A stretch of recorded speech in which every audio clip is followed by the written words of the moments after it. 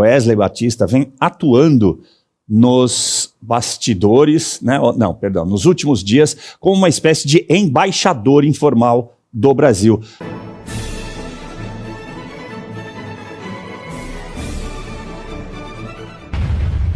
Wesley Batista vem atuando nos bastidores, nos últimos dias, como uma espécie de embaixador informal do Brasil.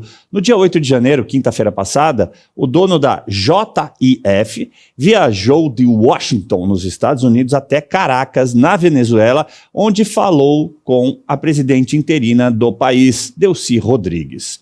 No dia seguinte, 9 de janeiro, Wesley retornou aos Estados Unidos para dar um relato sobre o que encontrou na Venezuela ao governo de Donald Trump, o mesmo que ele tinha feito em novembro de 2025. Segundo a CNN, no encontro com Delcy Rodrigues, Wesley conversou sobre a estabilidade do governo provisório venezuelano, sobre o nível de apoio dado a Delcy pelo regime chavista após a captura de Maduro e ainda sobre perspectivas de investimentos na Venezuela. Deixa eu falar uma coisa para vocês. Basta fazer uma pesquisa simples aí, que você vai ver que o Wesley Batista, ele tem 20 bilhões de motivos em dólar para estar próximo do governo venezuelano, seja ele qual for.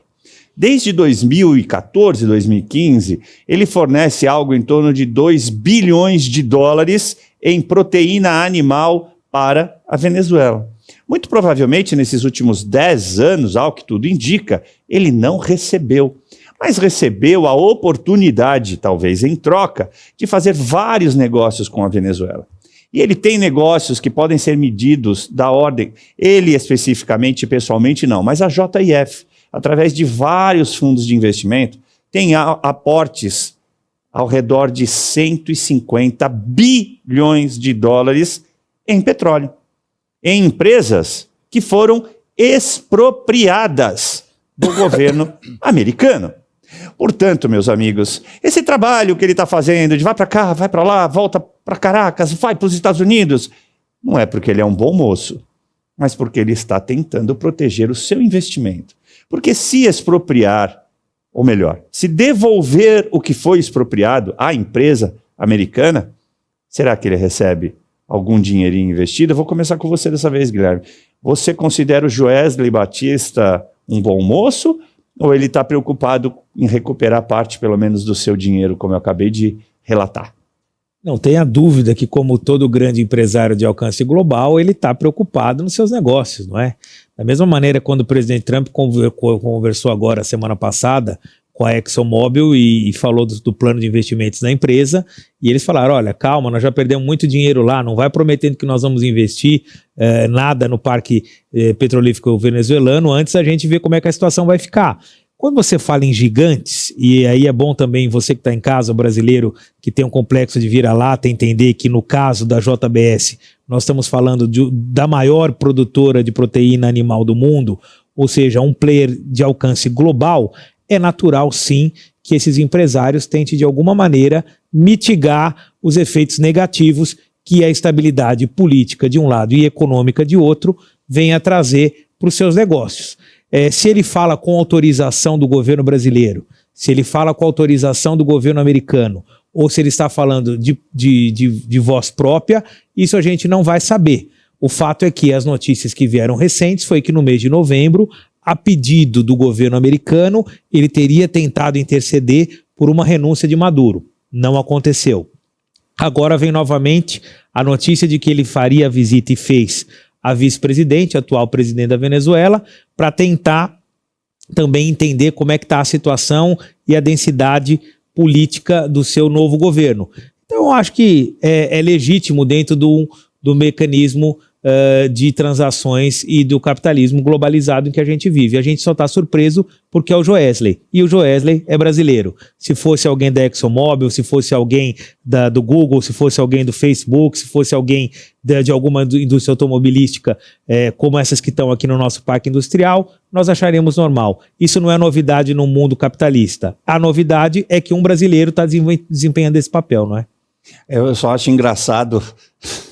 O Trump não pode estar interessado em proteger o petróleo que foi expropriado do governo americano, mas o Joesley, então, tem todo o direito de ir lá proteger seu dinheiro. Desculpa, eu tive que colocar Não, assim, imagina. não é só porque você terminou, por favor, não leve para nenhum lado. Segré, a grande questão aqui, me parece, é que a Delcy Rodrigues, ela é diplomata de carreira. Ela não estava lá à toa, de tonta, não caiu de paraquedas, assim como o irmão dela também, um psicanalista preparado, muito bem formado, está à frente da Assembleia. Tudo foi construído para isso. Eles são, na verdade, originados, vamos chamar assim, da ditadura pré-chavismo. Né? Eles perderam o pai, que era alguém que protestava contra o regime anterior, e chegaram aí porque o Chaves entendeu que, de repente, é bom usar esses meninos aqui e vou colocá-los para estudar. Eles foram estudar onde? Na Europa. Na Europa e nos Estados Unidos. Estados Unidos. Os dois, né? Fizeram tudo o que fizeram, aprenderam tudo que tinham para aprender, e as primeiras empresas que a Delcy procurou para negociar após o Maduro, como um governo de transição, foram justamente as petroleiras americanas. Claro. Mas aí, de novo, volta a mesma questão. Eu adoraria que Joesley Batista, por exemplo, fizesse a ponte com o governo venezuelano para recuperar os 10 bilhões de reais que o governo venezuelano deve para o BNDES e que nós tivemos que pagar através da garantia do Tesouro. Isso foi numa época da Odebrecht, em que o BNDES financiou o metrô de Caracas e Venezuela nunca pagou. Na época de Bolsonaro, o presidente Lula falou que, como a Venezuela, o governo Maduro, não estava de acordo com a orientação política do Brasil, não receberíamos. Aí entrou o governo Lula e também não recebemos. Então seria muito saudável que Joesley Batista aproveitasse seu vínculo com Delcy Rodrigues para que pague ao Brasil. Só que não. Eu concordo contigo, Caivano, que tem a ver com que os poços petroleiros e a exploração de petróleo que Batista está utilizando hoje, que investiu hoje, foram decomissados pelo Chaves e pelo Maduro do governo americano. Se o Trump disse, esse aqui é meu, eu quero saber aonde que vai parar esse dinheiro dos investimentos de Joesley Batista. E eu tenho certeza absoluta, e conheço dessa área, que Estados Unidos não precisa do Joesley Batista para saber o que está acontecendo dentro da Venezuela. Da mesma maneira que tem a BIM aqui, lá tem um que se chama CIA. E a CIA faz esse trabalho, saber o que está acontecendo num determinado país, que são coisas que não saem na imprensa. Então não é que Joesley Batista é nem um espião americano, e muito menos um diplomata, nem americano, nem brasileiro. Está defendendo o seu interesse. Você quer acrescentar alguma coisa? Não, como a gente falou agora, se ele conseguir de alguma maneira colaborar para a estabilidade política do país e para a estabilidade das relações entre o governo americano e o governo venezuelano, e entre o governo brasileiro e o governo venezuelano, que Deus o abençoe e ele tenha sucesso. Porque o que todos nós aqui não queremos é exatamente um cenário onde pode ser deflagrada uma guerra civil, com mortes, assassinatos, repressão.